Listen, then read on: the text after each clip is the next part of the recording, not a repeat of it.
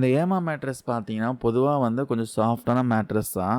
படுத்த உடனே நம்ம உடம்புக்கு ஏத்த மாதிரி அது உள்ள போகும். இது சிலருக்கு பார்த்தீங்கன்னா, குறிப்பா சைட்ல படுத்து தூங்குறவங்களுக்கு ரொம்ப பிடிக்கும் சொல்லலாம். ஆனா எனக்கு பார்த்தீங்கன்னா, அந்த முதுகுக்கு சரியான சப்போர்ட் கிடைக்காத மாதிரி ஒரு ஃபீல் ஆச்சு.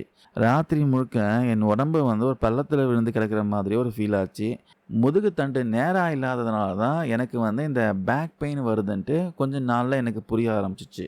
ஒரு நல்ல தூக்கத்துக்காக ஆயிரக்கணக்கில செலவு பண்ணி, கடைசியில முதுகு வலியோடு எழுந்துக்கிறப்ப தான் நிஜமாவே பார்த்தீங்கன்னா, கொஞ்சம் கடுப்பா தான் இருந்துச்சு மக்களே.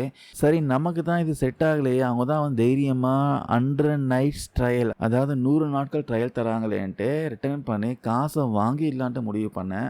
ஆனா அந்த ரிட்டர்ன் ப்ராசஸ் இருக்கே, சத்தியமா சொல்றேன் அது ஒரு பெரிய தலைவலின்னு சொல்லலாங்க. ஃபர்ஸ்ட் பார்த்தீங்கன்னா, அந்த டேமேஜ் ஆனதுனால நான் ரிட்டர்ன் பண்ணல. ரீப்ளேஸ்மென்ட் பண்ணி பார்க்கலாம்.